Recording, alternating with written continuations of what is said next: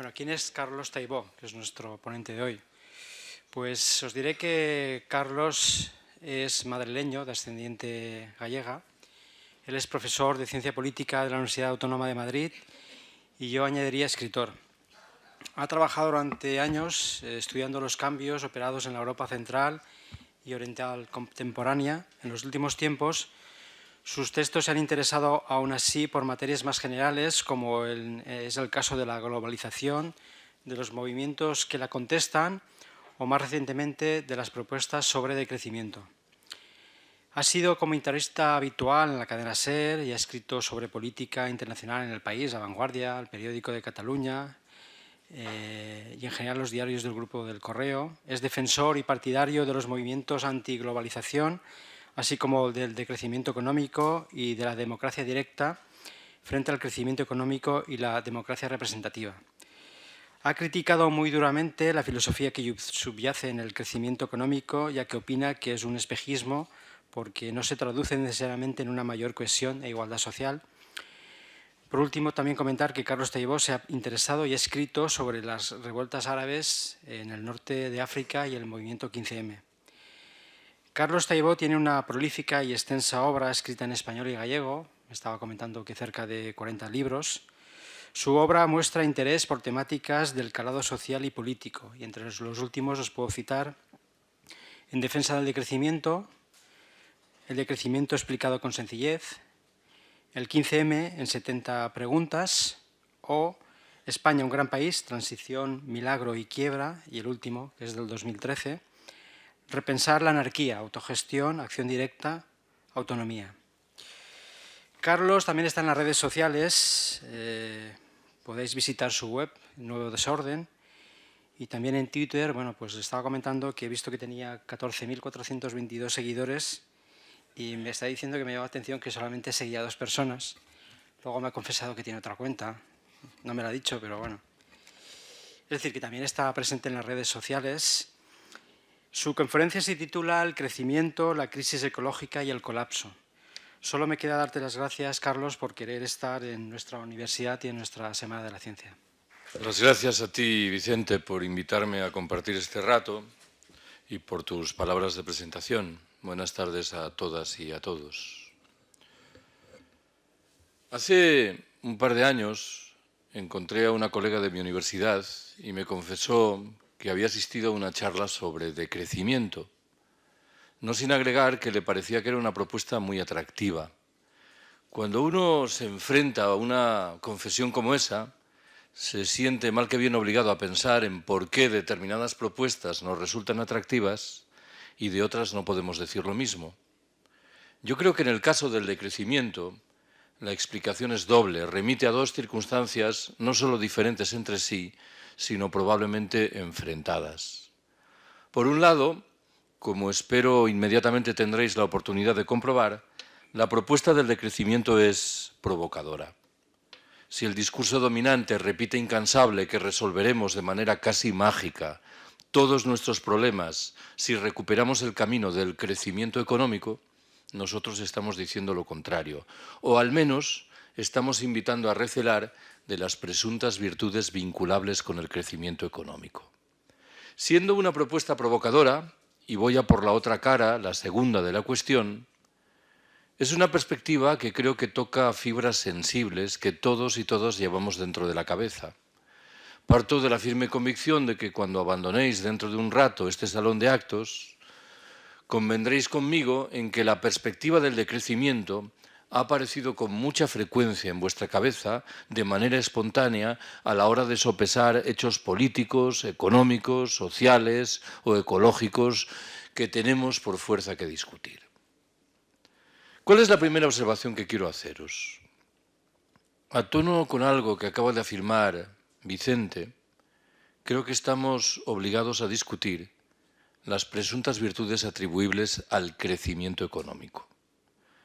En la visión común en una sociedad como la nuestra, el crecimiento económico es, digámoslo así, una bendición de Dios. Lo que se nos viene a contar es que allí donde hay crecimiento económico hay también cohesión social, servicios públicos razonablemente asentados, niveles altos de consumo, la pobreza, la desigualdad, el desempleo, en fin, no ganan terreno. Creo yo que sobran las razones para recelar de todas estas supersticiones. Me vais a permitir que enuncie media docena de esas razones. Primera, el crecimiento económico no genera necesariamente cohesión social. China, como bien sabéis, es un país que ha crecido notablemente en las 2 últimas décadas. No creo que nadie afirme en serio que China es hoy un país socialmente más cohesionado de lo que lo era 20 años atrás. Segunda, el crecimiento económico propicia el agotamiento de recursos básicos que sabemos no van a estar a disposición de los integrantes de las generaciones venideras. Tercera, en paralelo, el crecimiento económico facilita el despliegue de agresiones medioambientales que en muchos casos son literalmente irreversibles. Cuarta, la relación del crecimiento económico con la creación de puestos de trabajo es mucho más nebulosa de lo que pudiera parecer. Las economías capitalistas desarrolladas han crecido notablemente en el curso de las 3 últimas décadas, durante las cuales llamativamente han procedido a destruir en términos objetivos numéricos puestos de trabajo. Quinta, el crecimiento económico de los países ricos se asienta en un grado u otro en el expolio de la riqueza humana y material de los países pobres, algo que debiera configurar un problema moral para todos nosotros. Menciono una sexta y última observación. En términos individuales, el crecimiento económico facilita el asentamiento de un genuino modo de vida esclavo que nos hace pensar que seremos más felices cuantas más horas trabajemos, más dinero ganemos y, sobre todo, más bienes acertemos a consumir. Detrás de ese modo de vida esclavo hay como poco 3 grandes pilares. Uno de ellos se llama publicidad. Un conjunto de técnicas, bien lo sabéis, muy eficientes, que nos obligan a comprar aquello que a menudo no necesitamos y, llegado al caso, más aún, aquello que objetivamente nos repugna. El segundo pilar es el crédito, que permite o permitía que obtengamos los recursos necesarios para adquirir eso que no precisamos. El tercero y último de esos pilares se llama, en fin, caducidad. Los bienes son fabricados de tal manera que en un periodo de tiempo muy breve dejan de funcionar, con lo cual, mal que bien, nos sentimos en la obligación de adquirir otros nuevos. Siempre que me refiero a esto, del modo de vida esclavo, procuro echar mano de una anécdota omnipresente en la literatura sobre decrecimiento. En una de sus muchas versiones está ambientada en un pueblo de la costa mexicana.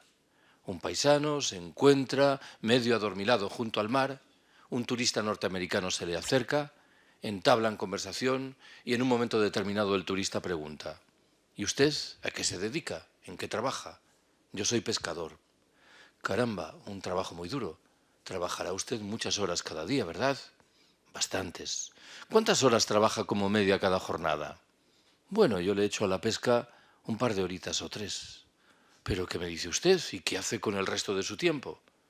Yo me levanto tarde, pesco un par de horas, juego un rato con mis hijos, duermo la siesta con mi mujer y al atardecer salgo con los amigos a beber unas cervezas. ¿Pero cómo es usted así?, reacciona airado el turista norteamericano. ¿Qué quiere decir? ¿Que por qué no trabaja más? ¿Y para qué? Porque si trabajase más, en un par de años tendría un barco más grande. ¿Y para qué? Más adelante abriría una factoría aquí en el pueblo. ¿Y para qué? Con el paso de los años montaría una delegación en el Distrito Federal. ¿Y para qué? Más adelante organizaría oficinas en los Estados Unidos y en Europa. ¿Y para qué? Las acciones de su empresa cotizarían en bolsa. ¿Y para qué? Sería usted inmensamente rico. ¿Y para qué? Bueno, qué sé yo, al cumplir los 65 o los 70 años, podría retirarse tranquilamente y venir a vivir aquí a este pueblo para levantarse tarde, pescar un par de horas, jugar un rato con sus nietos, dormir la siesta con su mujer y al atardecer salir con los amigos a beber unas cervezas. Todo aquello que se le prometía luego de decenios de trabajo extenuante, era paradójicamente aquello de lo que ya disfrutaba en el momento presente. Siempre que cuento esta anécdota, me veo obligado a reconocer que incorpora una fuga no precisamente menor. No explica convincentemente cuántas horas trabajaba la mujer del mexicano protagonista, pero os pido que por una vez olvidemos esta dimensión de la discusión. Segunda observación que quiero haceros. Con mucha frecuencia somos víctimas de las grandes cifras que se nos imponen con significado que a menudo es difícil de desentrañar. Voy a tirar de este hilo para formular dos apreciaciones que creo tienen la virtud de situarnos en el núcleo de la propuesta del decrecimiento. ¿Qué dice la primera? El gasto sanitario anual per cápita en Cuba en el año 2005 fue de $236. El gasto sanitario anual per cápita en ese mismo año en los Estados Unidos ascendió, en cambio, a $5.274. Retraduzco el significado de estas dos cifras. Por cada dólar per cápita que se gastó en sanidad en Cuba, se gastaron 20 en los Estados Unidos. Y sin embargo, las cifras cubanas en materia de esperanza de vida al nacer y mortalidad infantil en ese año resultaron ser muy similares a las norteamericanas. No solo eso. La Organización Mundial de la Salud establece cada año un ranking en el que pretende considerar cómo los habitantes de los diferentes países valoran los sistemas sanitarios respectivos. En 2005, en ese ranking, a Cuba le correspondía el puesto 36 del planeta, frente al lugar 72 que le tocaba a los Estados Unidos. Supongo que intuís por dónde quiero ir.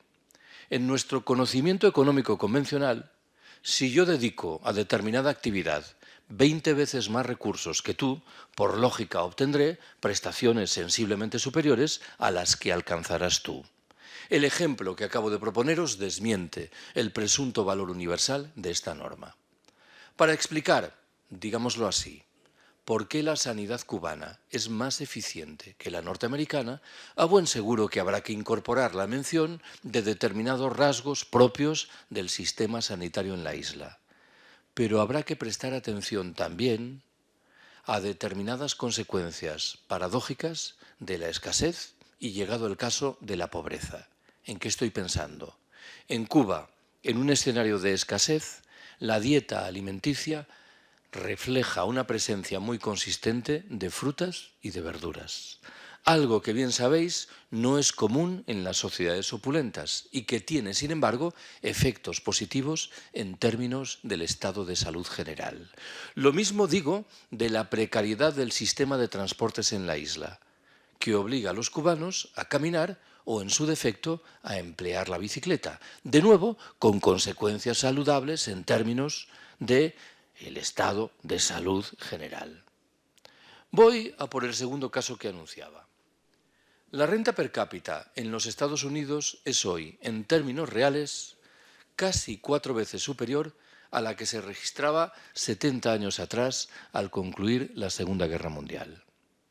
Y sin embargo, de un tiempo a esta parte, todos los estudios parecen concluir que ha ido creciendo y notablemente el porcentaje de ciudadanos norteamericanos que declaran ser cada vez menos felices.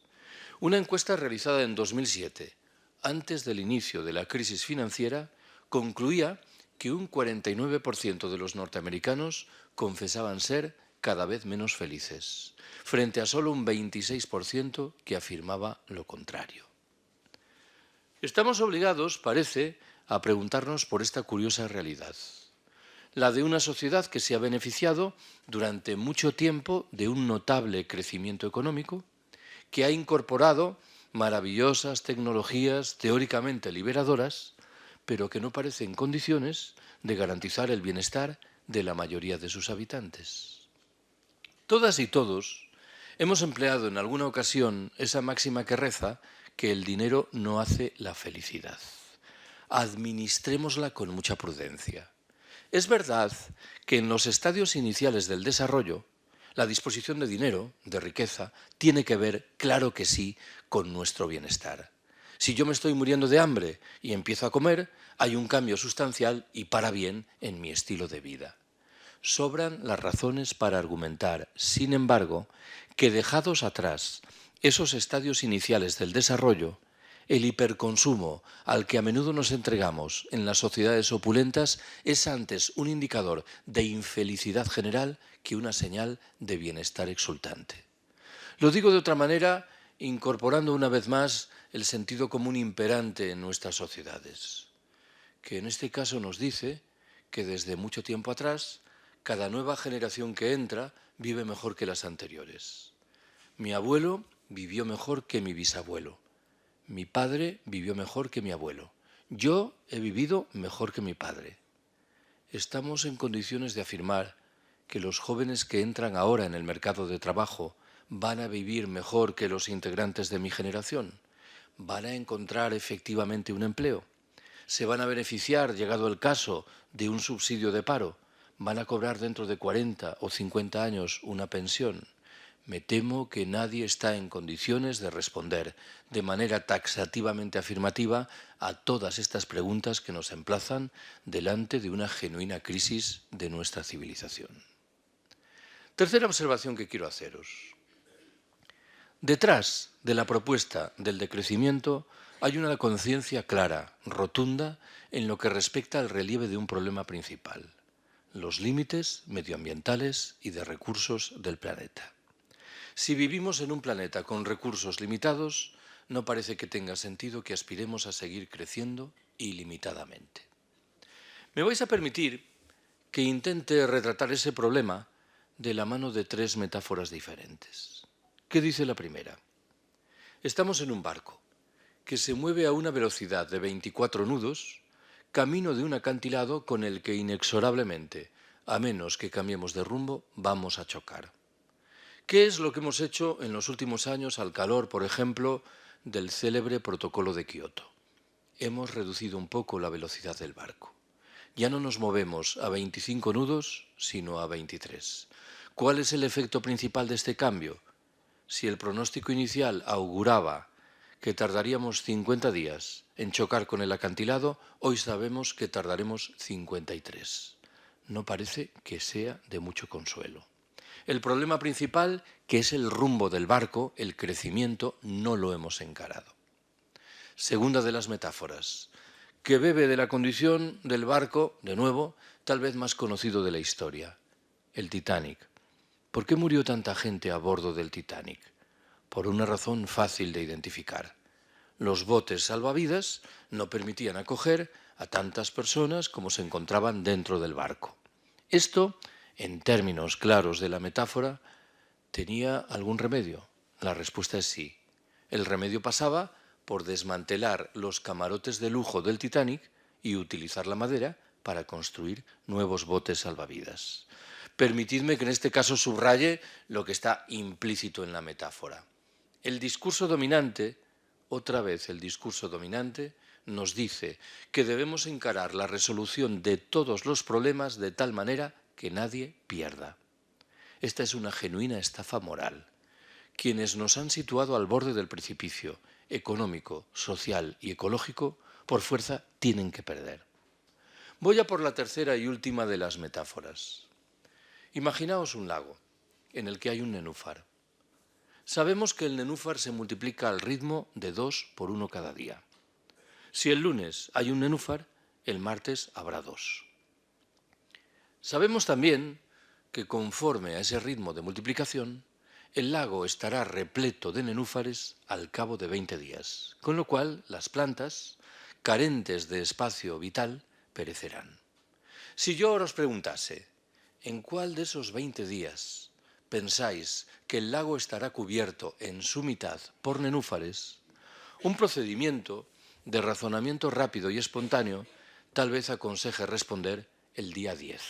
No es la respuesta correcta. La respuesta correcta, inmediatamente os percataréis, es el día 19. El día 19 los nenúfares ocuparán la mitad del lago. Como quiera que se multiplican por 2 cada día, el día 20 colmarán todo el lago. El día 18 los nenúfares ocuparán una cuarta parte del lago. El día 17 una octava parte. El día 16, una 16ª parte. Pongamos por caso que estamos en el día 16. Alguien dirá, no es tan grave lo que hemos hecho. Solo hemos dañado una 16ª parte de la superficie del planeta Tierra. Alguien replicará, me temo, con mejor criterio. Hemos puesto en marcha un proceso endiabladamente rápido. De tal manera que nos quedan solo 4 días. Y de tal manera, por añadidura, que cuanto más demoremos nuestra intervención, mayores esfuerzos, energías, recursos serán necesarios. Por detrás de estas metáforas hay un concepto, a mi entender, central para explicar muchas cosas importantes. Me refiero a la huella ecológica. La huella ecológica, en sustancia, mide la superficie del planeta, terrestre como marítima, que precisamos para mantener las actividades económicas hoy existentes. Todos los estudios relativos a la huella ecológica concluyen que hemos dejado muy atrás las posibilidades medioambientales y de recursos que la Tierra nos ofrece. O lo que es lo mismo, y vuelvo a la carga con el argumento, que estamos chupando riquezas que no van a estar a disposición de los integrantes de las generaciones venideras. Pensad que la huella ecológica española es de 3,5. ¿Qué significa esto? Que para mantener las actividades económicas hoy existentes en España precisamos 3,5 veces el territorio español. ¿Cómo se resuelve este problema? A través de una presión inaudita ejercida sobre los derechos de los integrantes de las generaciones venideras y de una presión no menos inaudita desarrollada sobre los derechos de los habitantes de los países del sur del planeta. Ante una tesitura tan delicada como esta, siempre me considero en la obligación de rescatar 2 opiniones que formuló en su momento uno de los pensadores que más admiro, el fallecido filósofo greco-francés Cornelius Castoriadis.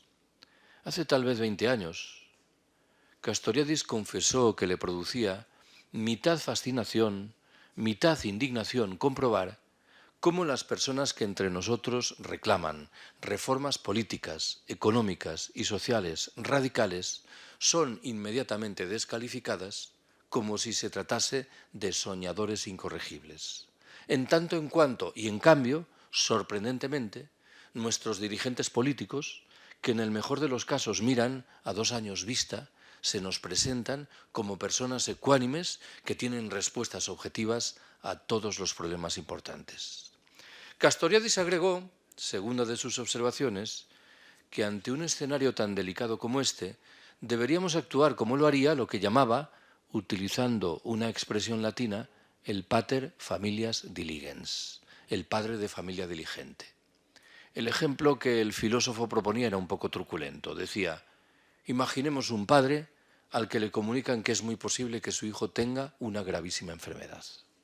Parece que ese padre solo podrá reaccionar de una manera, colocando a su hijo en manos de los mejores médicos para que estos determinen si el diagnóstico es certero o no lo es. Lo que ese padre, en cambio, no podrá hacer será reaccionar diciendo, bien, si es posible que mi hijo tenga una gravísima enfermedad, también es posible que no la tenga, con lo cual me voy a quedar cruzado de brazos. Me temo que esta es la actitud de la especie humana delante de la crisis ecológica. Cuarta observación que quiero haceros. Estoy obligado a dar cuenta del sentido de fondo de una propuesta central que nace de la perspectiva del decrecimiento. Para rescatarlo, voy a echar mano de un debate que se registró entre nosotros hace 30 años. Enfrentó entonces a un movimiento pacifista que empezaba a asomar la cabeza y a lo que hoy llamamos los sindicatos mayoritarios. El debate se refería al futuro de la industria de armamentos. Los pacifistas decíamos, hay que cerrar esas fábricas. Los sindicatos respondían, hay que preservar, hay que garantizar los puestos de trabajo.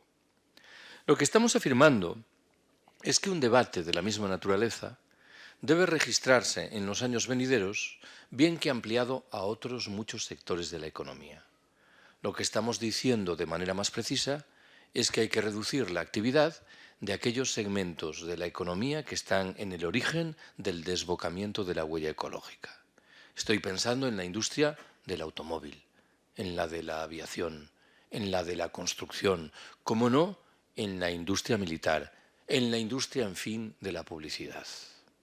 Alguien replicará inmediatamente: si actuamos de esta manera, generaremos millones de desempleados en los Estados miembros de la Unión Europea.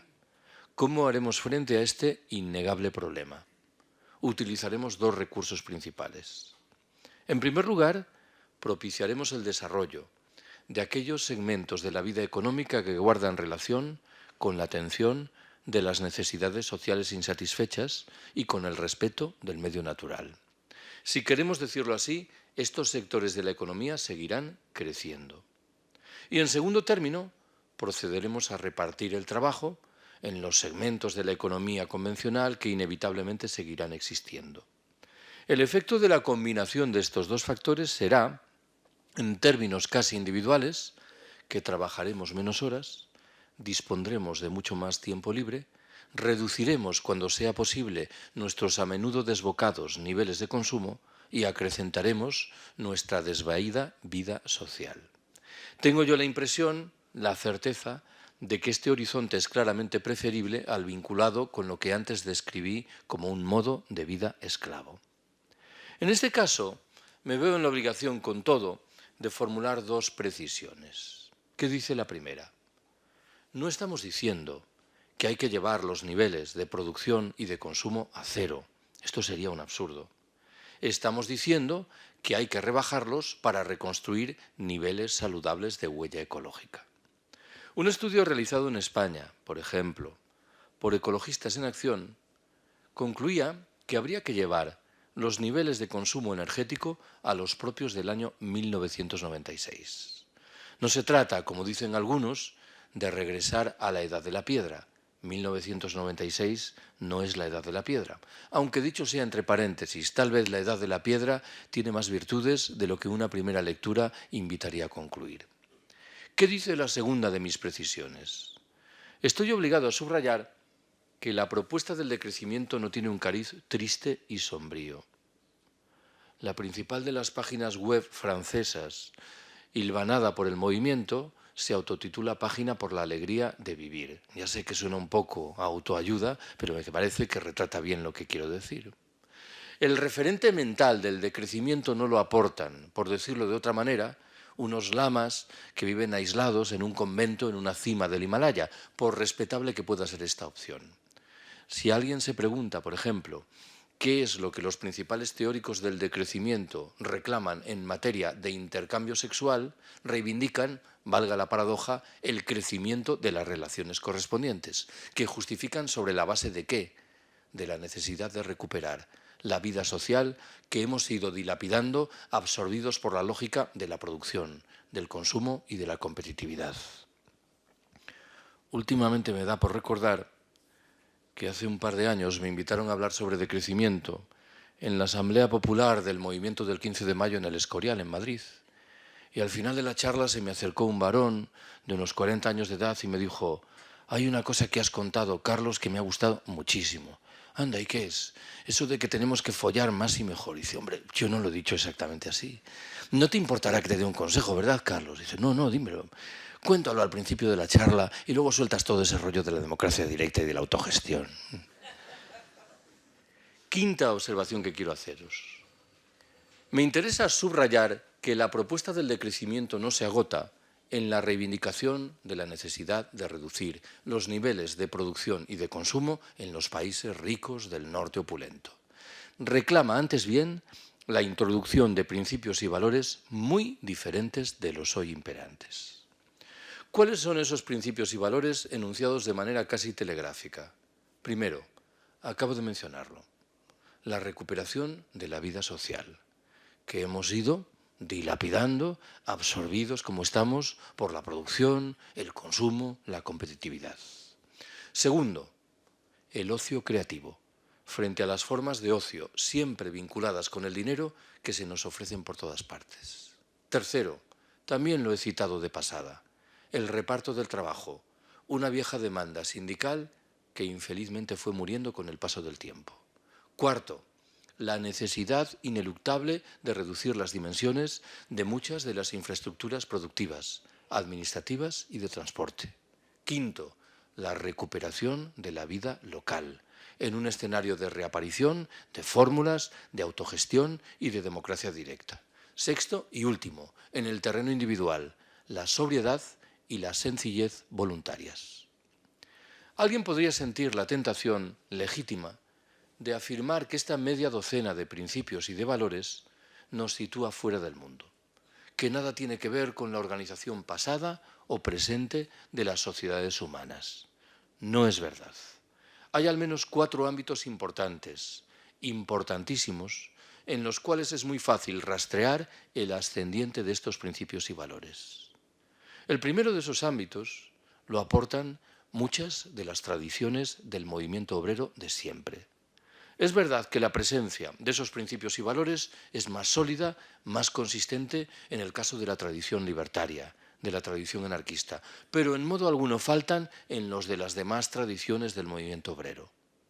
Un segundo terreno de manifestación lo configura eso que de un tiempo a esta parte llamamos economía de cuidados, protagonizada mayoritariamente por mujeres, materializada en el cuidado amoroso de niños y de ancianos, las más de las veces lejos de las relaciones monetarias y siempre ecológicamente sostenible. Una explicación razonablemente certera, creo yo, de por qué los movimientos por el decrecimiento se nutren mayoritariamente de mujeres es esta: una comprensión mucho más rápida, fluida y espontánea de lo que implican las reglas del juego correspondientes, que nace del vínculo de las mujeres con la economía de cuidados. Menciono un tercer ámbito de manifestación de esos principios y valores, no exento de paradojas y contradicciones: la propia institución familiar. Estos neoliberales, que todo dicen fiarlo de la mano invisible del mercado, a buen seguro que no aplican las reglas del juego correspondientes en el interior de sus familias. Lo común es que en el marco de la institución familiar impere la lógica del don, del regalo, de la gratuidad. Para entendernos, cuando los padres costean los estudios de sus hijos, no lo hacen esperando obtener con el paso del tiempo alguna suerte de contraprestación económica. Rescato un cuarto y último ámbito de manifestación de esos principios y valores, el que aportan por igual muchos de los elementos de sabiduría popular de nuestros campesinos viejos y muchas de las prácticas cotidianas de esos habitantes de los países del sur que nos empeñamos en descalificar como si fuesen primitivos y atrasados. La historia está ambientada en un lugar perdido de la Amazonia brasileña. Unos misioneros se adentran en esa región y se topan con unos indios que se dedican a cortar leña con instrumentos extremadamente primitivos. Los misioneros deciden hacer un esfuerzo y regalan a los indios unos cuchillos de acero inoxidable de fabricación norteamericana. Un par de años después, los mismos misioneros regresan a esa región, se encuentran de nuevo con los indios y uno de los primeros pregunta: ¿y los cuchillos qué tal? Muy bien, responde un indio. Tardamos ahora 10 veces menos tiempo que antes en cortar la leña. Estupendo, tercia el misionero. Supongo entonces que estaréis produciendo 10 veces más leña que antes. El indio responde perplejo: no, señor. Seguimos produciendo la misma cantidad de leña que antes, solo que ahora disfrutamos de 10 veces más tiempo libre para dedicarlo a aquello que sabemos objetivamente que tiene que ver con nuestro bienestar, nuestra felicidad. Me temo que este chip mental se ha desvanecido en nuestras cabezas de habitantes de las sociedades opulentas. Sexta observación que quiero haceros. Me interesa aterrizar con algunos de los conceptos que he manejado hasta ahora de la mano de algunos debates más o menos vivos entre nosotros. ¿Cuál es el primero de esos debates? Yo no soy una persona particularmente consecuente, pero arrastro algunas virtudes que nacen de mis carencias. Y una de mis muchas carencias es que no sé conducir. Y en esas condiciones, después de pensarlo mucho, decidí que casi era preferible no tener coche. Bueno, os preguntaréis si en la ciudad en la que vivo, Madrid, echo de menos disponer de un automóvil. La respuesta fácil, contundente, es no. Veamos las cosas con algún detalle. Yo vivo en Vallecas, que supongo que sabéis es un barrio muy populoso, situado en el sureste de Madrid. Desde el portal de mi casa a un apeadero de la Renfe de Cercanías hay 4 minutos caminando. Por término medio, tardo unos 50 minutos en llegar en tren desde ese portal a mi despacho en la Universidad Autónoma de Madrid, situada al norte de la ciudad. ¿Qué es lo que ocurriría si dispusiese de un automóvil? Es verdad que muchos días llegaría antes. Qué sé yo, tardaría 25, 30, 40 minutos. Pero no es menos cierto, primer problema, que otros días no sabría a qué hora llegaba. Bien podéis intuir por qué. Si me veo inmerso en uno de los gigantescos atascos comunes en las grandes ciudades y resulta que tengo clase a las 8:30 de la mañana y hay 60 alumnos esperándome, mal negocio es el que me invita a llegar tarde 3/4 de hora. En segundo término, sospecho que no preciso argumentar que el transporte público en general, el tren en particular, es claramente preferible al automóvil en términos medioambientales. Tanto más cuanto que lo común es que el automóvil vaya ocupado por una única persona. En tercer lugar, el tren me resulta inconmensurablemente más barato. La literatura sobre decrecimiento está llena de exhortaciones dirigidas a las personas que disponen de un automóvil y encaminadas a que calculen cuál es el porcentaje de las horas que trabajan que precisan para mantener el automóvil. Mantener el coche significa comprarlo, pagar los impuestos, las reparaciones, los seguros, la gasolina. ¿Cuántas horas de libertad efectiva dispensa el automóvil y cuántas horas de trabajo esclavo previo son necesarias para mantenerlo? A menudo el cálculo es desolador. En cuarto término, yo en el tren puedo ir leyendo, algo que hasta donde llega mi conocimiento no debe hacer quien va conduciendo un coche. Menciono una quinta y última ventaja. Afortunadamente, la estación de la Renfe de mi universidad se encuentra a 12 minutos caminando del lugar donde yo doy mis clases. Intuís por qué digo afortunadamente. Lo quiera o no, todos los días acometo un ejercicio físico elemental que no asumiría si dispusiese de un automóvil. No me malinterpretéis. No quiero que esto se entienda como un alegato hiperfundamentalista contra el coche. Yo sé perfectamente que hay personas que viven en determinados lugares o tienen determinados trabajos, de tal manera que el concurso del automóvil es probablemente inevitable.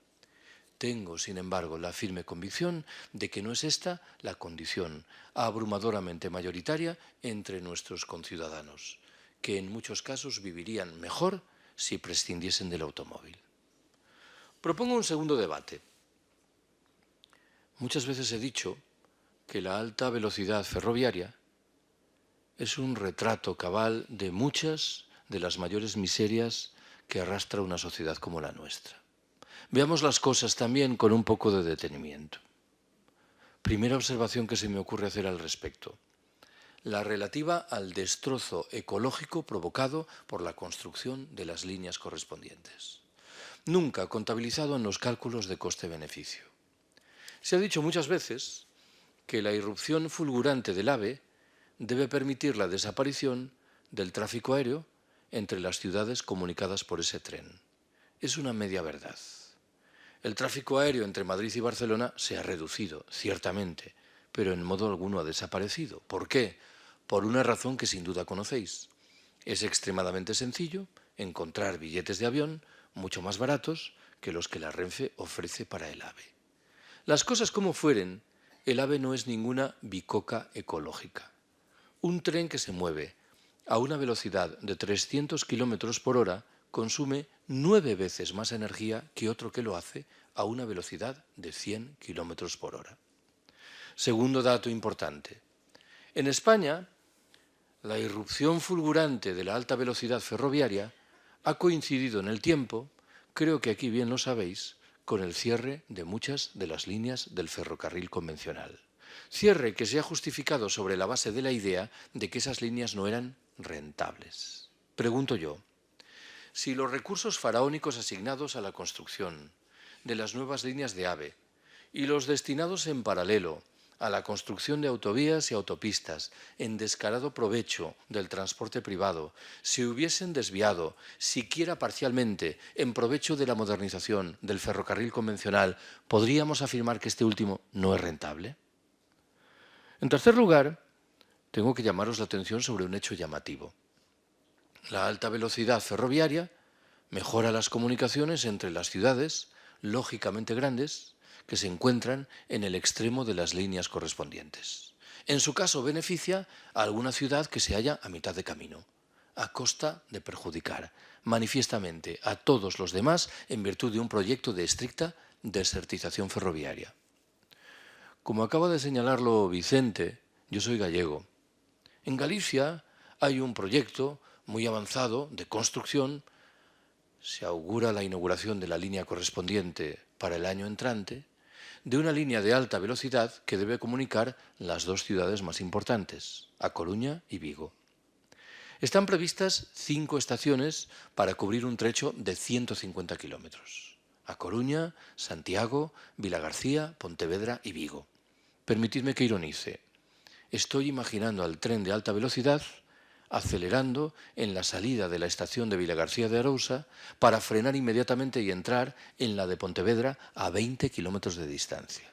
Para cuestionar esto, me parece que no hace falta ser ingeniero. Estos trenes alcanzan velocidades notables cuando hay distancias respetables entre los núcleos de población que comunican. No era esto lo que me interesaba subrayar ahora. Buena parte del trazado de la nueva línea gallega de alta velocidad se solapa con el trazado del viejo tren convencional que con toda certeza va a desaparecer, dejando sin un servicio público ferroviario a un sinfín de localidades que se beneficiaban de tal servicio desde hace bastantes decenios. Esto es lo que he intentado retratar hace un momento de la mano del concepto de desertización ferroviaria. Rescato un cuarto y último dato. Hace años escuché en labios de un colega andaluz un comentario sobre esto que me pareció singularmente atinado. Dijo: la alta velocidad ferroviaria es un ejemplo de libro de cómo los integrantes de las clases populares celebran con alegría que con los impuestos que pagan se construyan líneas de alta velocidad que van a ser utilizadas poco menos que en exclusiva por los integrantes de las clases pudientes. Hace 7 u 8 años, el entonces presidente español, José Luis Rodríguez Zapatero, inauguró un tramo de alta velocidad entre Córdoba y Antequera, en Andalucía. El reclamo publicitario vinculado entonces con aquella inauguración era la idea de que el trayecto en tren entre Madrid y Granada, o entre Granada y Madrid, se reducía de 6 horas a 4 horas y media. Un par de días después de la inauguración apareció en un diario madrileño una carta de un granadino que confesaba haber realizado el experimento y certificaba que era verdad. Había ahorrado 1 hora y media de su tiempo en el viaje a Madrid y otra hora y media en el retorno a Granada. Cada una de esas horas ahorradas le costaba, sin embargo, 18 euros más, un total de 54 euros. Y ojo que no podíamos hablar entonces, tampoco podemos hacerlo ahora, de un AVE que comunique Madrid-Granada. El tren que comunica esas dos ciudades sigue siendo un tren convencional que utiliza, bien es cierto, en buena parte de su trayecto la vía de alta velocidad. Cuando exista un AVE Madrid-Granada, las tarifas serán aún más caras. El granadino en cuestión, el de la carta, confesaba preferir el viejo tren, que le permitía leer 1 hora y media más por trayecto y que, sobre todo, no nos engañemos, le permitía ahorrarse 54 euros que no precisamente le sobraban.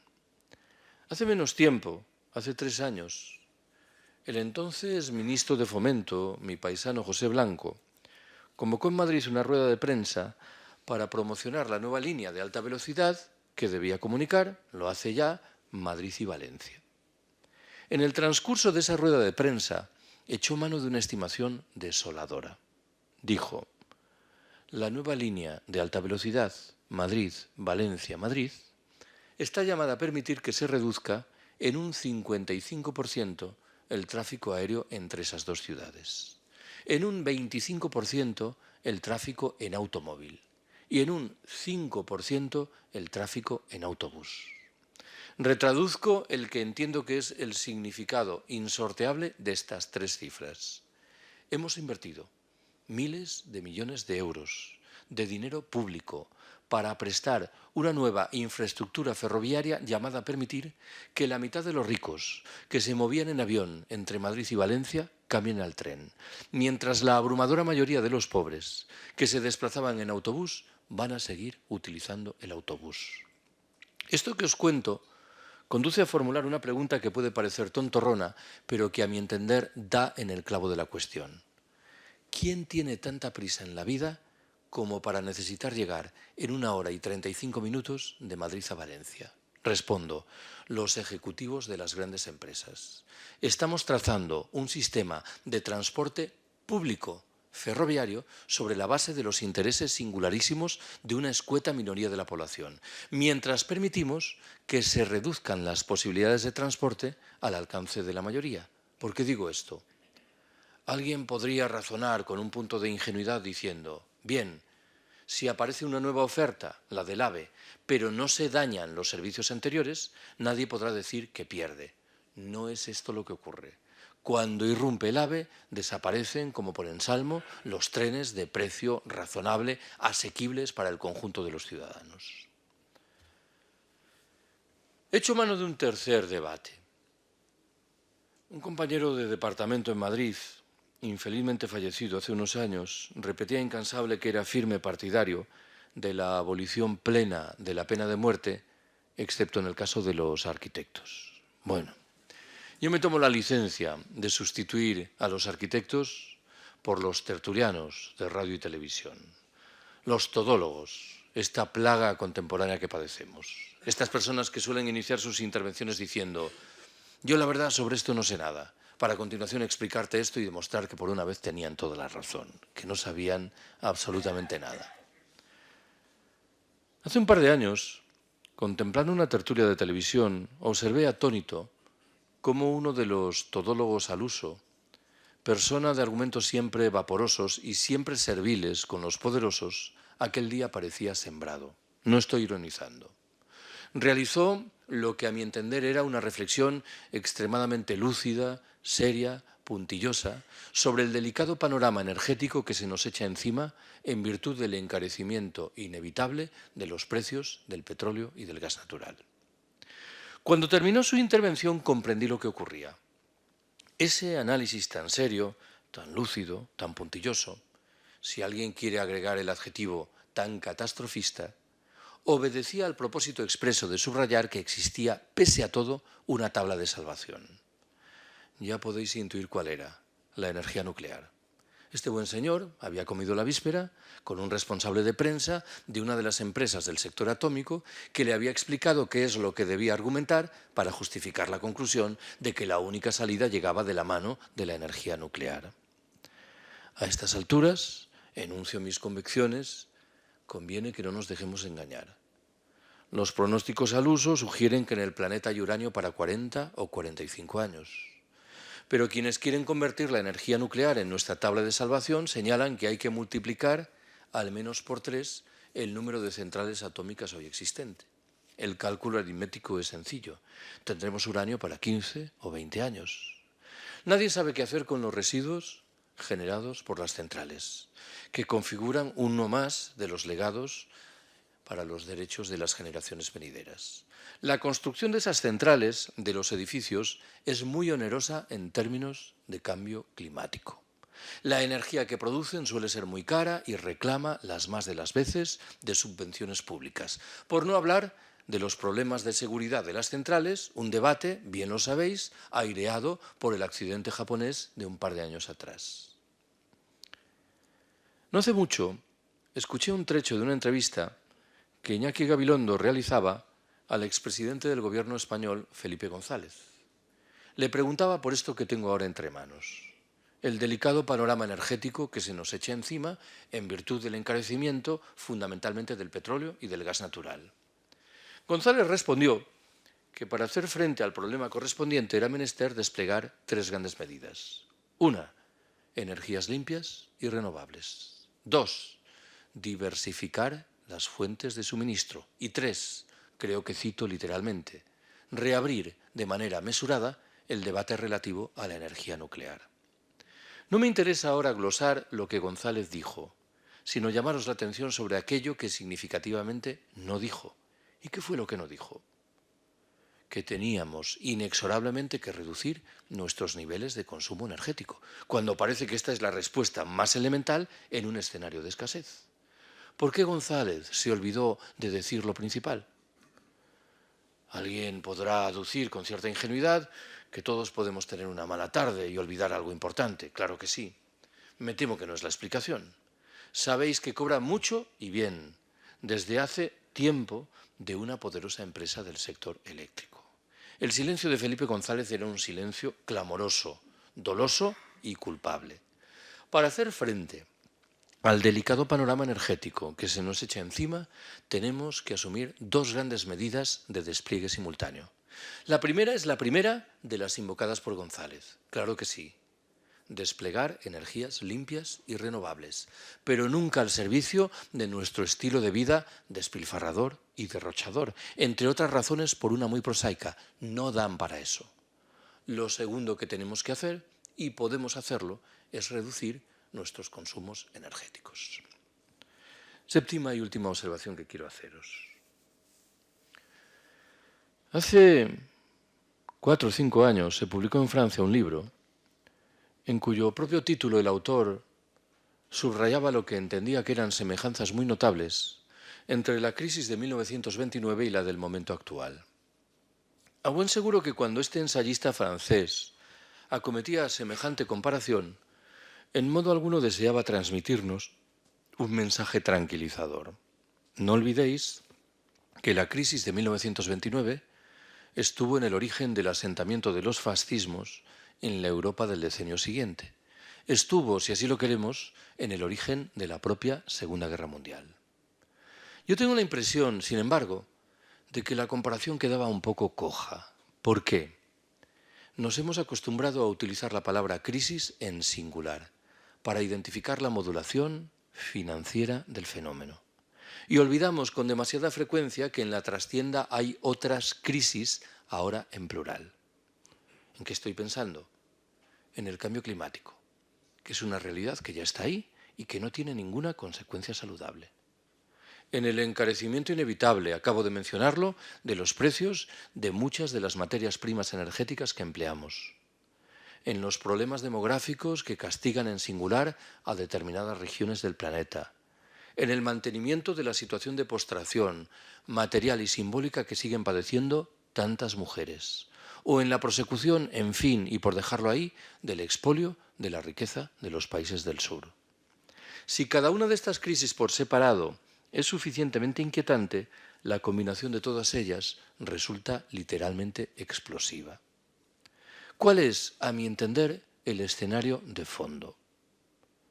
El capitalismo es un sistema que históricamente ha demostrado de siempre una formidable capacidad de adaptación a los retos más dispares. La gran discusión hoy es la relativa a si no está perdiendo de manera rápida y dramática los mecanismos de freno que en el pasado le permitieron salvar la cara.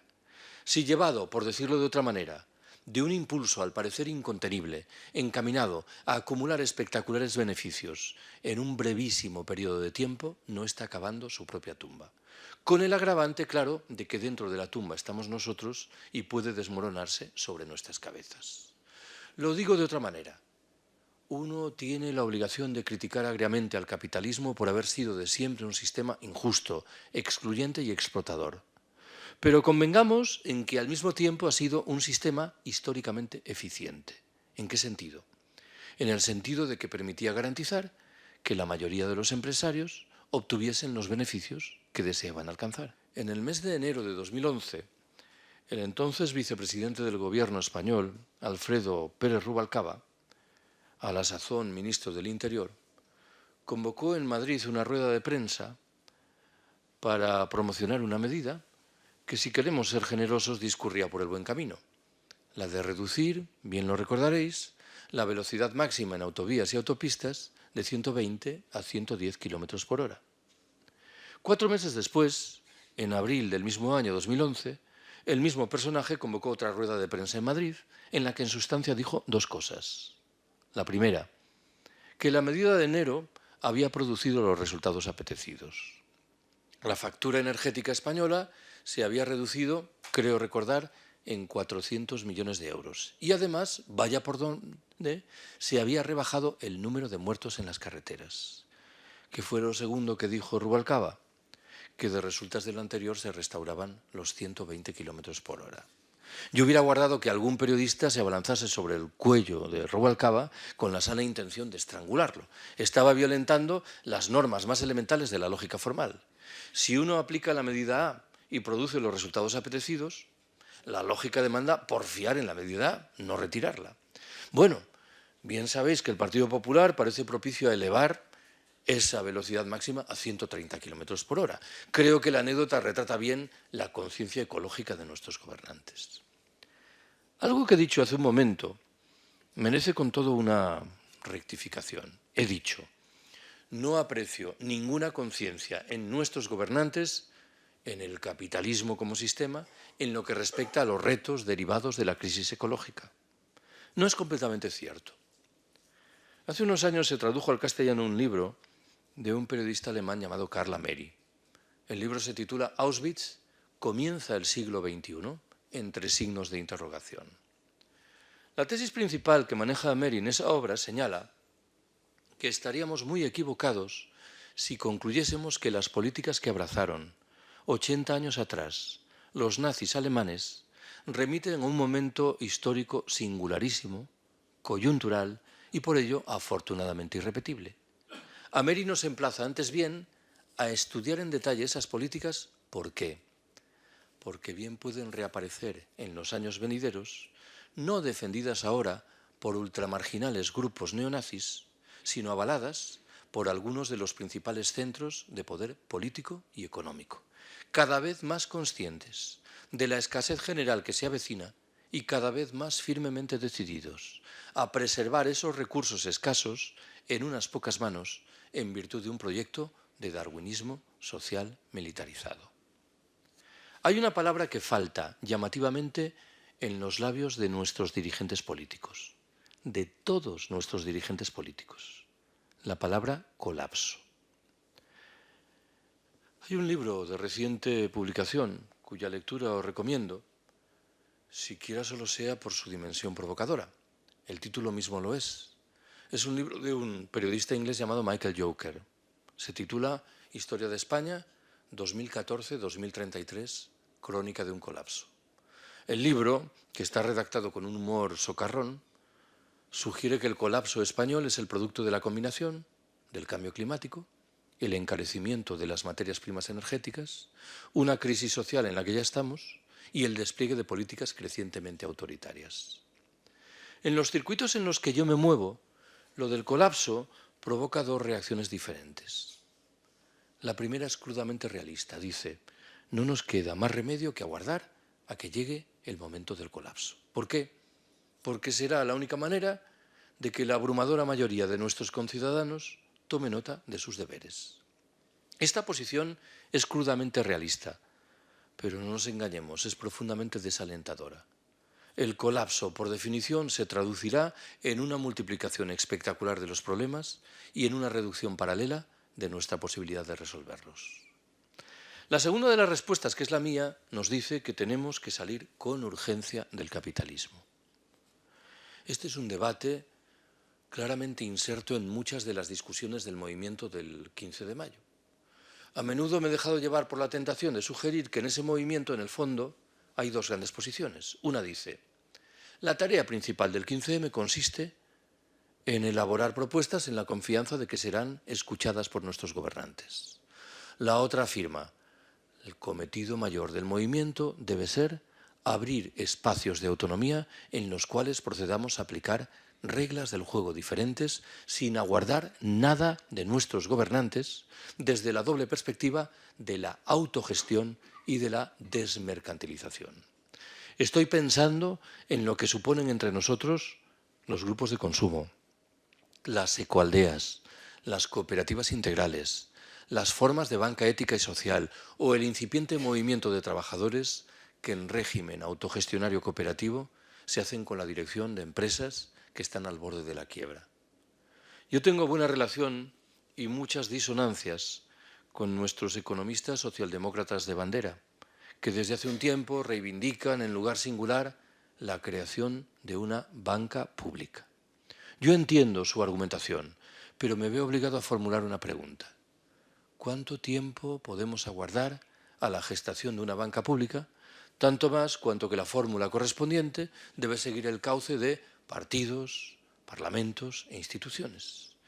¿Cuánto tiempo habrá de discurrir, permítaseme la ironía, para que Izquierda Unida disponga de 180 diputados en el Congreso en Madrid? ¿Y qué habrá sido de Izquierda Unida cuando tenga 180 diputados? Que es otra discusión diferente. En esas condiciones me parece que, paradójicamente, el viejo proyecto libertario de la autogestión generalizada es más crudamente realista que aquellos que discurren por el cauce de las instituciones. Acabo.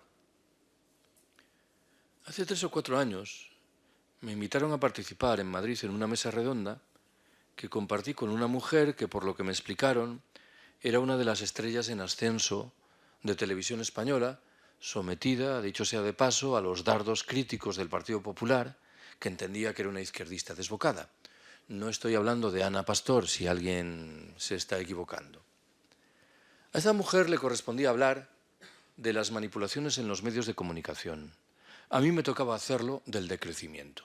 No eran dos materias que tuviesen una relación fluida entre sí. Lo cierto es que cuando llegó el momento del debate, enuncié una queja. Dije, me parece muy llamativo y lamentable que en esos programas matinales de televisión de los diferentes canales, por los que en el transcurso de los 2 últimos años han pasado centenares de políticos, de economistas, de sindicalistas, nadie se haya atrevido a cuestionar las presuntas virtudes atribuibles al crecimiento económico. Nadie haya tenido la oportunidad de explicar en tiempo y modo qué es esto del decrecimiento. Lo cierto es que esta chica reaccionó inmediatamente y se comprometió a garantizar que, al menos en su medio de comunicación, Televisión Española, ese vacío tocase a su fin. Vaya por delante que no volvimos a saber nada más de ella. Recuerdo perfectamente, eso sí, qué fue lo que me dijo cuando nos despedíamos. Me preguntó, oye, Carlos, esto del decrecimiento no será una cosa un poco revolucionaria, ¿verdad?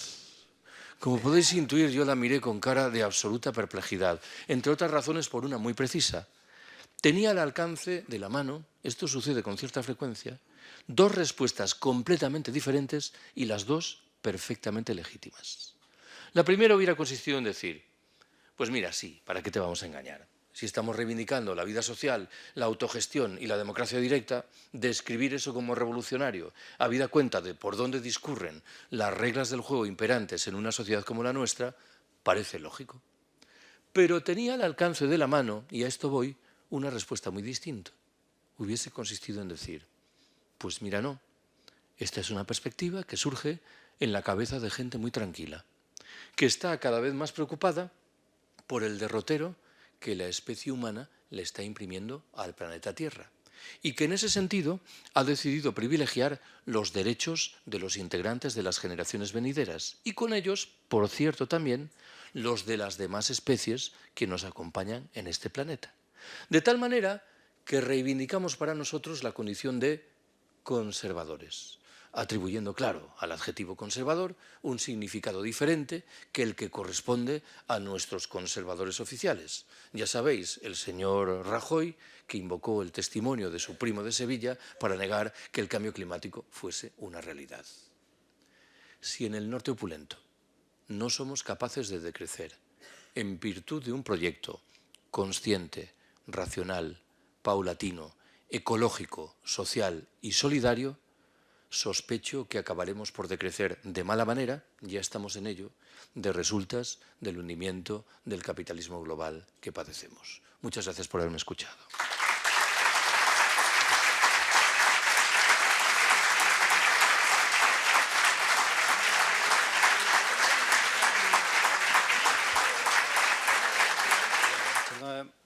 Mano de la frase hecha, yo creo que se puede decir más alto, pero no más claro, ¿no? Podemos abrir un turno de preguntas. Me agradaría que me aclararas unas cosas, porque has aludido, al final más, a autogestión. Yo de autogestión, bueno, lo que he leído históricamente, fundamentalmente han sido los intentos de los movimientos libertarios, en España CNT fundamentalmente, y que, bueno, fueron combatidos hasta violentamente, pero o sea, realmente no se pudo ver su desarrollo. A partir de la finalización de nuestra guerra civil y la Segunda Guerra Mundial, que yo sepa, pues no ha sido un movimiento muy popular o muy desarrollado. Entiendo que puede haber en pequeñas áreas, en pequeñas actividades, autogestión, pero en todo un sistema económico, bueno, parece que es un poco difícil. Por otra parte, los sistemas cooperativos quizá al principio pudieran responder a esto de autogestión, pero yo conozco más de 150 cooperativas y la verdad es que lo de la autogestión, en cuanto la cooperativa empieza a crecer, desaparece. Y donde no desaparece, la cooperativa desaparece. Si pudieras ampliar un poco el tema de la autogestión, te lo agradecería.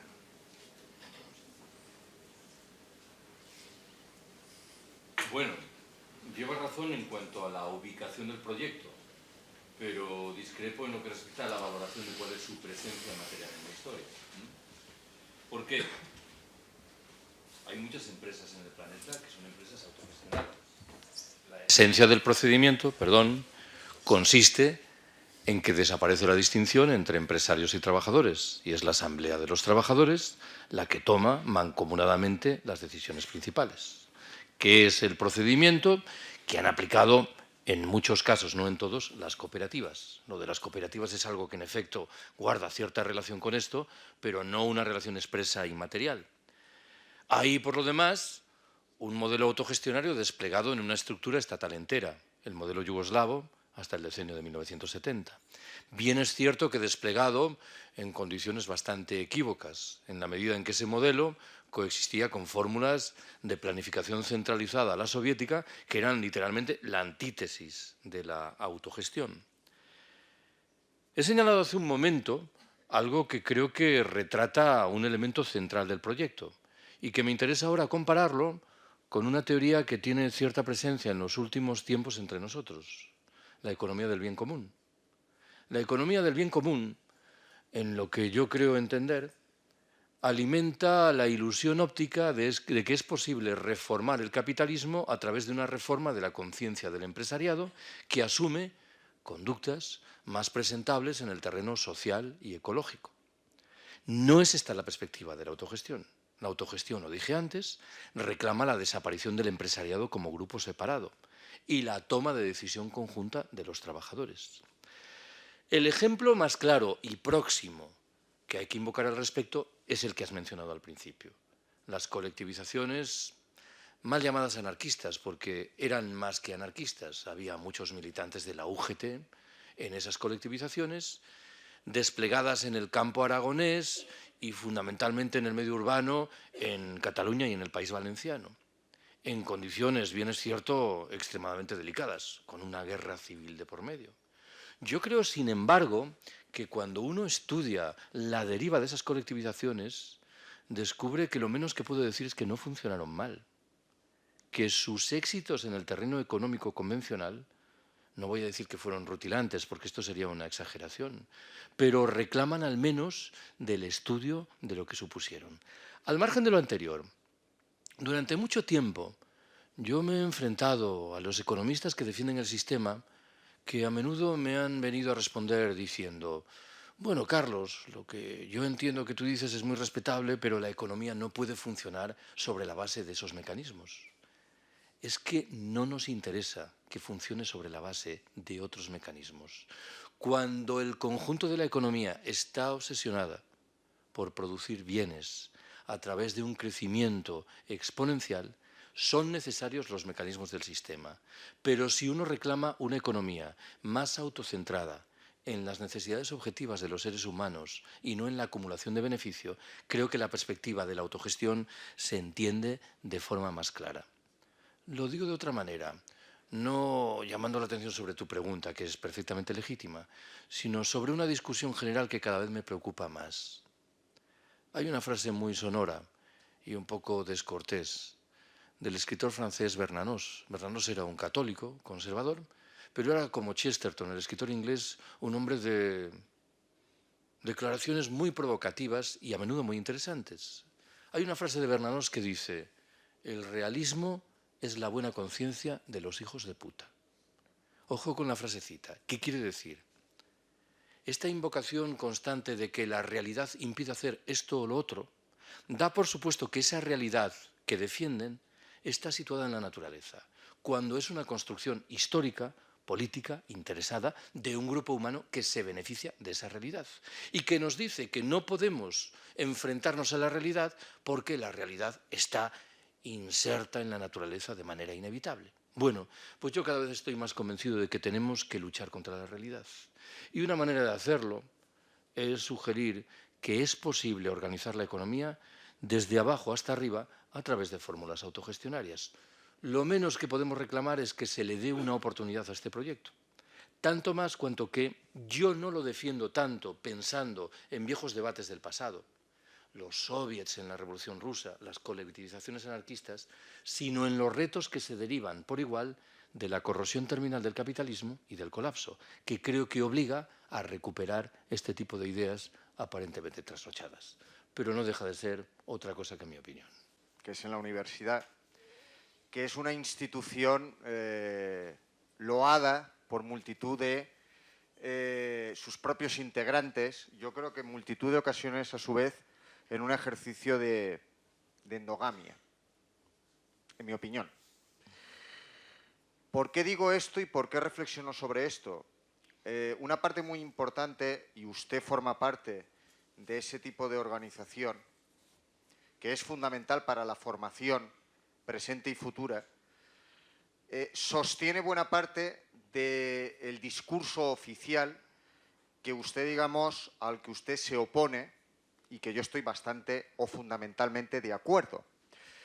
El problema de todo eso, y no hay más que ver, por ejemplo, el cartel de detrás de un montón de las empresas que participan o coparticipan, por ejemplo, en la financiación y el apoyo a estas jornadas, por otra parte, muy afortunadas, una de ellas, por ejemplo, con el logo, en este caso, de la obra social de Caja del Mediterráneo, dos de sus exdirectivos, no evidentemente de lo que es la obra social, pero sí de lo que era, lo que ya no existe, parte, por cierto, de ese cáncer capitalista que usted denuncia, han pagado en poquísimo tiempo, en un brevísimo espacio de tiempo, millones de euros para salir de la cárcel, de la prisión preventiva en la que se encontraban.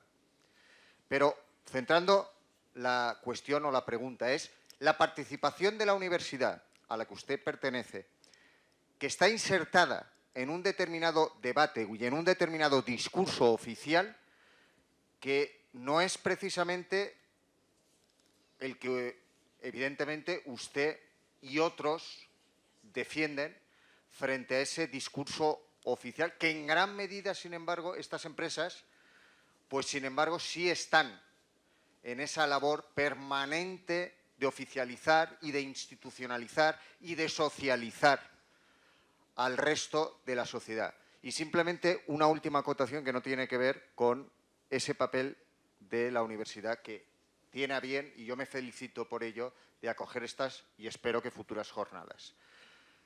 Que es, me felicito y le felicito por su crítica, por su reflexión respecto a los todólogos de la nada. Muchas gracias. Bueno, vamos a ver. Yo debo confesarte que hago poca vida en la universidad. ¿Por qué? Porque un viejo discurso que dice que la universidad debe ser el lugar maestro que permita la reflexión crítica y la transformación radical de la sociedad me parece que está infelizmente trasnochado. No hay datos que justifiquen esa conclusión. Creo que la deriva principal desde mucho tiempo atrás de nuestras universidades, con las excepciones que queramos, lo es en el sentido contrario. Algo que me conduce a veces a enunciar conclusiones provocadoras. Si en la universidad hay algo que implica un cambio para bien, ese algo lo generan los alumnos, no los profesores. Recuerdo que hace unos años acudí a una manifestación contra una de las leyes educativas convocada en el centro de Madrid. Era un día que llovía mucho, había como 1000 personas y 998 eran alumnos y 2 éramos profesores. Hasta el punto de que sospeché que los alumnos nos miraban con mala cara, diciendo, estos 2 a qué habrán venido. No podemos decir, no ha venido un puto profesor a esta manifestación. Segundo, la deriva general de las universidades públicas creo que es bien conocida. En el momento presente se llama Bolonia. Bolonia es un programa descarnadamente encaminado a propiciar la privatización y la mercantilización de la universidad. Es verdad que ese proyecto no está obteniendo los resultados apetecidos. ¿Por qué? Bueno, porque Bolonia es un programa pensado en un escenario de bonanza económica, pero está siendo desplegado en uno de restricciones y de escasez. Con lo cual, a mi entender, el efecto principal de su aplicación no es otro que el caos. Vuelvo a lo de la corrosión terminal del capitalismo. Si el capitalismo tuviese la vitalidad de antaño, habría frenado la aplicación del programa de Bolonia, esperando la llegada de momentos mejores. El hecho de que no sea capaz de hacer algo tan elemental nos emplaza en un escenario que, admito, puede suscitar lecturas polémicas. Yo he dicho muchas veces que la universidad pública era funcional para la lógica del capitalismo. No nos engañemos en esto. Formaba a licenciados que permitían mover la máquina del sistema. Pero el caos general que se está produciendo en un momento como el presente me invita a concluir que hay personas que realmente quieren acabar con la universidad pública, de manera literal.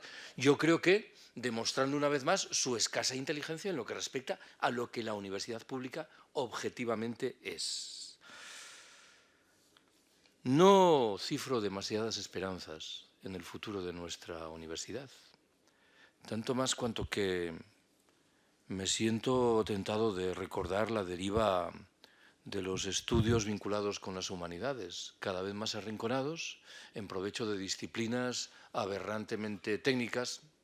No es el adverbio de modo adecuado, porque no hay nada de malo en que sean técnicas, menos en una facultad como esta, en un recinto como este, pero en provecho de aquellas disciplinas en las cuales el pensamiento crítico, la conciencia de lo que uno está haciendo, cada vez se ve sometido a un acoso más notable. Soy demasiado mayor, por lo demás, como para esperar que de la mano del trabajo de gente como yo vaya a cambiar profundamente la universidad. Aún así, de vez en cuando siento la percepción de que hay algunos resquicios que permiten hacer cosas distintas. No me resisto a proponeros un ejemplo moderadamente jocoso. Como quiera que Bolonia, los profesores nos obliga a impartir seminarios. La única conclusión a la que yo llegué es que un uso legítimo e interesante de ese espacio de tiempo era el dedicado a organizar debates con los alumnos. Os confesaré que creo que los alumnos no aprenden nada, pero yo sí, porque escucho lo que cuentan y obtengo una información preciosa y de primera mano. Me viene a la memoria que hace 3 años, en uno de los seminarios, en uno de mis grupos, procedieron a discutir sobre el franquismo. Y yo, al final de la clase, organizaba una encuesta a brazo alzado, bastante estúpida, para confesarlo todo. Preguntaba cuáles de los alumnos allí presentes simpatizaban con el franquismo y cuáles no. Hablo de grupos de 40 personas en una facultad de Derecho y siempre había 5 o 6 alumnos que levantaban el brazo y declaraban simpatizar con el franquismo. Pero aquel día solo levantó el brazo un alumno, que por su vestimenta se ajustaba al estereotipo del lácrata de la clase, pañuelo palestino, cinta en la cabeza, y yo, de manera un poco descortés, le dije, te estás descojonando de mí, ¿no? Y el hombre ofreció una explicación sobre los pantanos que había construido Franco, y dije, bueno. Y ese día me tocaba a mi hija Ana, que tenía 15 años, y cuando llegó a casa, aprovechando la discusión, yo le pregunté, Ana, ¿y tú de Franco qué piensas? Y su primera respuesta fue, era un hijo puta. Dice, bueno, pero ¿sabrás algo más? Y me dice, sí, que era el abuelo de una que concursa en Mira quién baila. Que dicho sea de paso, entiendo que es la declaración más hiriente que he escuchado sobre la figura de Franco. El personaje prominente pasa a ser la nieta que baila y él es el abuelillo que queda. Bueno, esto es lo que tenemos. 。 。 。 。。。。。。。。。。。。。。。。。。。。。。。。。。。。。。。。。。。。。。。。。。。 . 。 . 。 . 。 . 。 。 . 。 。 . 。 。 . 。 . 。 . 。 . 。 . 。 . 。 . 。 . Eh, tanto todos los que estamos en esta sala como mucha gente que está fuera, podemos considerarnos que estamos a favor del decrecimiento, aunque muchos no lo sepan o no sepan decirlo con estas palabras. Sin embargo, todos nos encontramos con la impotencia de decir de qué manera podemos implementar el decrecimiento en la sociedad, cómo podemos hacer que sustituya al capitalismo imperante. Entonces quería saber eso, si tienes alguna idea concreta de medidas puntuales con las que todos poquito a poquito podamos ayudar a suplantar el capitalismo con algo más racional. Bueno, debo confesaros que tengo poca inteligencia en general e inteligencia práctica ninguna, con lo cual mi capacidad de responder a tu pregunta es muy limitada. Casi me siento tentado de hacerlo de la mano de la mejor frase de gallegos que he utilizado nunca, que he oído nunca. La historia que he contado muchas veces cuenta que un gaitero de Lugo, un hombre muy viejecito, más de 80 años de edad, fue invitado a participar en un acto sobre gaitas en Asturias. Y en un momento determinado le hicieron una entrevista en una radio local y le preguntaron qué pensaba de Evia, este gaitero asturiano que toca una gaita un poco heterodoxa, semielectrónica, sin soplar. Y cabe suponer que al viejecito de Lugo, que era un gaitero tradicional, no le gustaba lo que hacía Evia, pero debió pensar, ¿y qué gano yo con meterme con un colega contra el que por lo demás no tengo nada?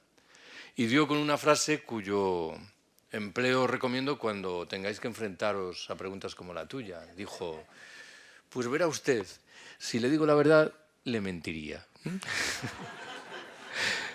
Subrayo que este hombre no era un intelectual que tramaba una frase ingeniosa para salir airoso de una pregunta delicada. Estaba reproduciendo su esquema mental. Vamos a ver, más en serio. Yo entiendo perfectamente que cuando hablo de decrecimiento, inmediatamente nos venga a la cabeza la imagen de un activista hiperconsciente de un movimiento social crítico. Es lógico. Pero no desdeñemos la posibilidad que tú has invocado en tu observación de que ciudadanos comunes, que no son activistas hiperconscientes de movimientos sociales, lleguen a conclusiones similares a las nuestras. Permitidme que os proponga un par de ejemplos de lo que quiero decir. Hay un libro bien interesante de un profesor australiano llamado Clive Hamilton. Se titula El fetiche del crecimiento.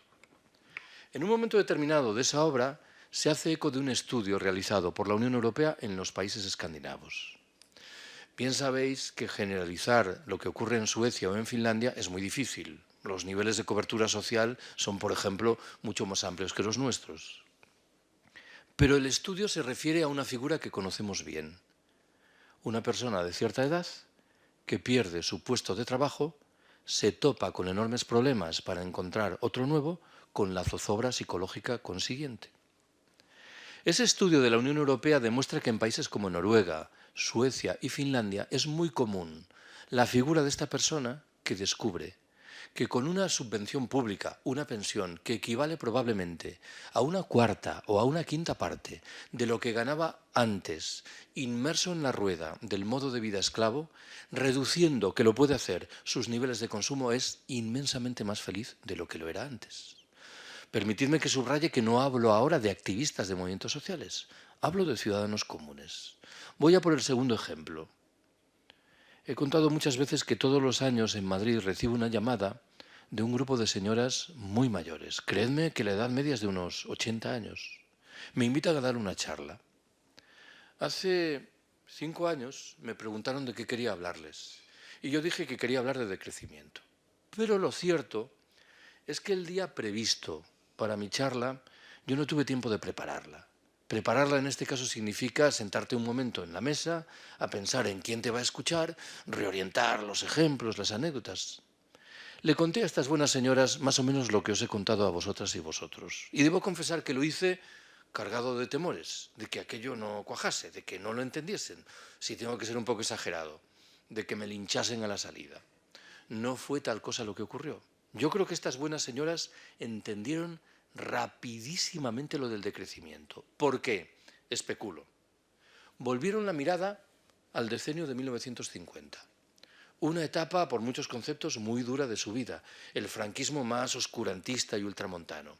Y, sin embargo, el recuerdo que tenían de lo que antes llamé sobriedad y sencillez voluntaria era manifiestamente grato.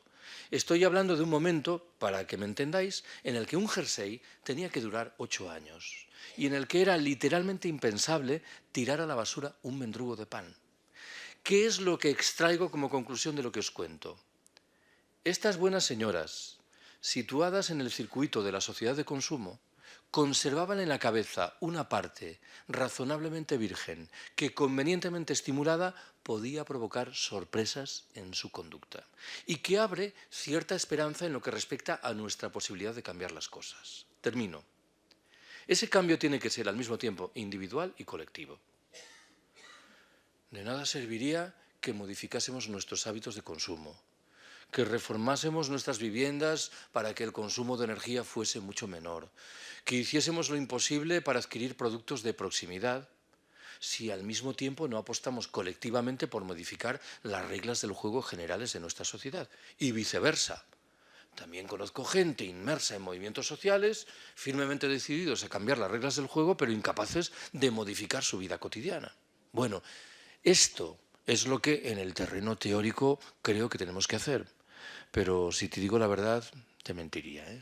Si no hay nadie más, pues a mí me gustaría insistir en lo que comentábamos antes y quiero decir lo siguiente. No pretendo tener ninguna autoridad en cuanto a conocimiento de sistemas autogestionarios, bien sean empresariales o sociales, pero sí lo que sí puedo decir es que durante muchos años los he observado y he estado inmerso en ellos. Por no citar aquí ninguno, pues puedo citar Unipol en Italia o las grandes cooperativas aceiteras, y al mismo tiempo lo llevaría o lo extendería también a los sistemas de gobierno y lo que llamamos democracia. Y yo en las empresas lo que he visto es que la empresa por axioma tiene que crecer, no puede quedarse estacionaria. Cuando crece, automáticamente la posibilidad de autogestión decrece, es inversamente proporcional. Sobre todo teniendo en cuenta que primero se desenvuelve en un sistema económico, social y financiero que no es el más favorable. Por otra parte, si eso lo trasladamos a los sistemas democráticos, de los que aquí los políticos todo el día dicen esto es democracia, esto no es democracia, y ya la democracia, yo lo que veo es que la democracia en pequeños núcleos de población, con poca población, sí es efectiva. Pero en una población como Estados Unidos o en una nación con 100 o 200 millones de habitantes, la democracia es absolutamente ficticia. Y yo eso yo resumiría lo que quiero decir, si es que soy capaz de decirlo, que la masificación, el crecimiento, va en contra de todas esas virtudes que tendría la autogestión y la participación. No sé cómo verás esto. Creo que tienes toda la razón. Lo que ocurre es que intuyo que llegamos a conclusiones diferentes de la premisa del argumento. A ver, yo no quiero empresas que crezcan. Quiero empresas que satisfagan las necesidades de la población. El propósito de un proyecto autogestionario no es acrecentar los beneficios de los accionistas de una empresa. Es satisfacer las necesidades de los ciudadanos comunes. Bueno, es que quiero empresas distintas de las que tú tienes en mente, que son las comunes en el sistema en el que estamos. Y lo mismo digo del debate político. El argumento que tú empleas es perfectamente comprensible. Lo expreso así. Lo de la democracia directa es una fórmula inaplicable en sociedades complejas como las nuestras. Claro, es que nuestra apuesta no es solo por la democracia directa, es por modificar radicalmente la condición de las sociedades en las que vivimos. No tanto para propiciar la democracia directa, sino porque interpretamos que esa modificación genera hábitos que son saludables para evitar el colapso. ¿En qué sentido? Pues menciono 3 grandes discusiones. Primera, la descentralización. El flujo principal en el planeta lo es hacia la centralización de la propiedad y de las capacidades de decisión. Lo que estamos diciendo es que hay que asumir el flujo contrario. Lo segundo, la desurbanización.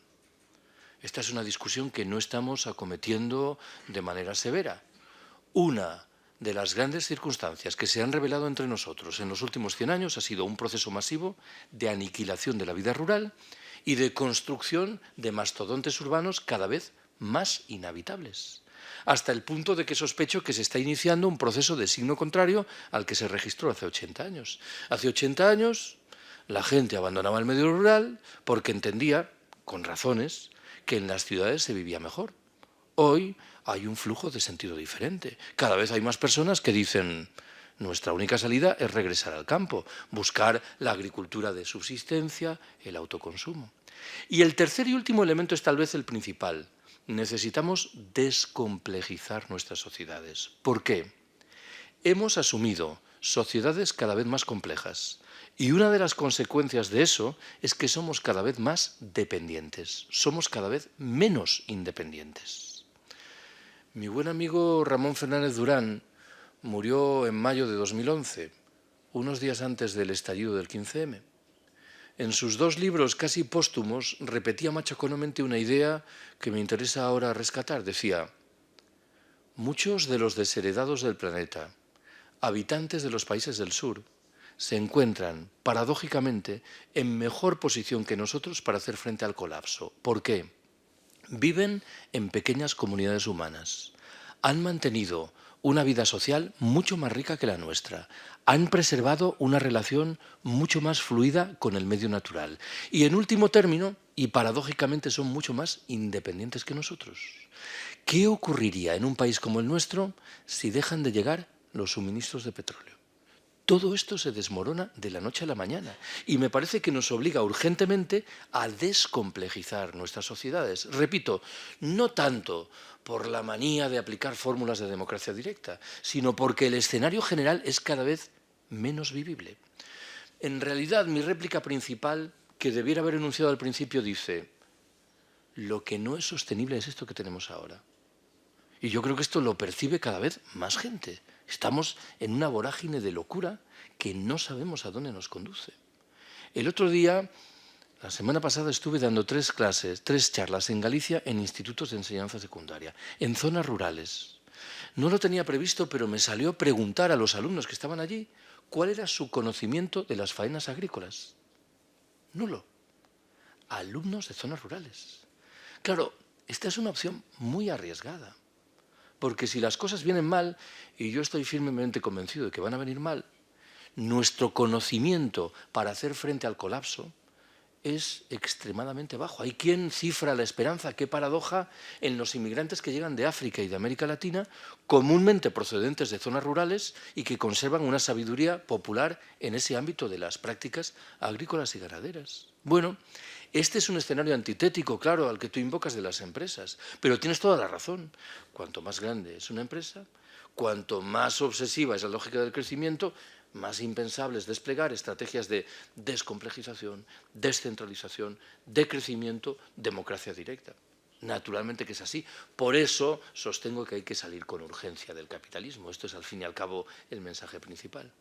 Yo, en realidad, más que plantear una pregunta, lo que quisiera es poner una pequeña reflexión, porque me interesaría conocer tu opinión al respecto. Es decir, yo comparto, y creo que todos los que estamos aquí después de oír tu conferencia compartimos el criterio de que efectivamente estamos en una situación gravísima, al borde de ese colapso del que estamos hablando ya hace un rato, ¿no? Entonces, para hacer frente a esa situación, y ahí es donde va mi reflexión, me parece a mí que son tan amplios los cambios de criterio, de modo de vida, de conceptos, son tan amplios y tan profundos esos cambios que, vista la atmósfera en la que nos desenvolvemos, las sociedades capitalistas, las sociedades del hemisferio norte, visto el peso que tienen esos hábitos y visto también el peso y la influencia que tienen los medios de comunicación que inducen permanentemente a no solo no abandonar, sino a abundar en esos criterios trasnochados, digamos, que mi pregunta es, si tenemos en cuenta que la actual época que nos toca vivir se caracteriza, entre otras razones, por la gran velocidad a la que discurre todo, yo me pregunto, ¿podemos ser optimistas en el sentido de que llegaremos a tiempo de producir ese cambio de rumbo tan necesario para evitar el colapso? Difícil responder, pero yo no soy muy optimista, para qué nos vamos a engañar. Cuando me preguntan de manera expresa si vamos a poder evitar el colapso, respondo que no, que nuestras posibilidades se reducen a postergarlo en el tiempo y a mitigar sus efectos. Que alguien dirá que no es poco, pero en cualquier caso me parece que el colapso está ahí. Y está ahí no porque sea técnicamente inevitable. Claro, si mañana el conjunto de los 200 estados y sus gobiernos, en virtud de un acto taumatúrgico, decidieran frenar drásticamente las emisiones de CO2 o asumir estrategias de autocontención energética radicales, claro que podríamos evitar el colapso. Si transformásemos, como tú decías al principio, radicalmente la textura de nuestra sociedad, evitaríamos el colapso. Pero todas las reglas del juego se mueven en el sentido contrario. Y has hecho bien, por cierto, en invocar el papel que en esto desempeñan los medios de comunicación. Claro, porque alguien se preguntará, ¿cómo tratan los medios de comunicación la perspectiva del decrecimiento? No les interesa. Pero ya no solo porque estén vinculados con los intereses financieros de siempre, es que los medios de comunicación se financian a través de la publicidad. Y su lógica es el consumo y el consumo, con lo cual hay un choque frontal de valores. En una percepción distinta, yo suelo decir que el problema principal de lo del decrecimiento no es un problema técnico. Yo creo que es más difícil imaginar que el capitalismo consigue recuperar la senda del crecimiento con los instrumentos que está utilizando. El problema principal es de chip mental, de lo que llevamos en la cabeza. No nos engañemos con esto. Nosotros formamos parte de ese sistema. Y en nuestra conducta cotidiana, con enorme frecuencia, movemos el mismo carro de la competición, la productividad, el consumo. De tal forma que salir de eso es extremadamente difícil, algo que fortalece el pesimismo. Subrayo de nuevo, no por una dificultad técnica. Yo creo que es relativamente fácil organizar de manera tranquila una sociedad sobre la base de valores diferentes, sobre la base de la idea que es un lema central del decrecimiento que dice podemos vivir mejor con menos. Pero claro, a esto agrego un elemento más, el último. La vida política convencional se caracteriza por un aberrante cortoplacismo. Nuestros dirigentes políticos están obsesionados con ganar las próximas elecciones, lo cual sitúa su perspectiva mental en 2 o 3 años, cuando los grandes problemas que tenemos que arrastrar lo son de medio y de largo plazo. Esto significa que arriba no hay nada que invite al optimismo. El único optimismo lo podemos manejar desde abajo, pero me temo que vamos muy lentos. Y aquí enuncio una paradoja. Lo del decrecimiento defiende siempre la perspectiva de la lentitud, del reposo, de hacer las cosas tranquilamente. Pero claro, las urgencias del colapso nos invitan a reaccionar de manera rápida, con lo cual admito de buen grado que hay aquí una turbamulta de combinación de elementos que discurren por caminos diferentes. Por eso no puedo ser particularmente optimista, aunque si alguien me pide un argumento de signo contrario, creo que en una sociedad como la nuestra, en los 2 o 3 últimos años, la conciencia en lo que se refiere a estos problemas ha ido creciendo. No sé si es que la crisis abre ventanas de oportunidad distintas de la del negocio, en la medida en que la gente descubre el buen sentido de aquellas máximas populares que decían donde comen 6, comen 7, que en realidad es la perspectiva del decrecimiento aplicada en un ámbito preciso. Bueno, pues yo creo que si no hay ninguna otra pregunta, pues damos por finalizada esta charla. Y bueno, agradecer a Carlos, la verdad es que es muy locuaz, es muy claro, es muy convincente. De todas maneras, como decía José Luis San Pedro, a lo mejor quizás el remedio está en que colapsemos y entonces empezará algo nuevo, y con lo cual tampoco pasa nada, ¿no? Hay una anécdota ficticia de José Luis San Pedro que no me resisto a contaros. Yo le pregunté una vez si era verdad o mentira y él dijo que era mentira, pero en un contexto que no procedo a explicar. Santiago Carrillo y José Luis San Pedro tenían buena relación, aunque ideológicamente no coincidían mucho. Y al parecer se conocieron porque San Pedro fue senador por designación real en 1977. Se conocieron en el Parlamento y había una mujer extremadamente guapa en el Parlamento, de tal manera que desde entonces y hasta hace poco, cuando se encontraban, la conversación recurrente era ¿te acuerdas de aquella chica? Qué guapa era. La leyenda dice que cuando San Pedro acababa de cumplir 90 años y Carrillo tenía 91, se encontraron en no sé qué sarao en Madrid Y salió la conversación de aquella mujer tan guapa del Parlamento. Y uno de los dos, poco importa quién, dijo: ay, ¿quién tuviera 80 años? Bueno, pues buenas noches y hasta mañana.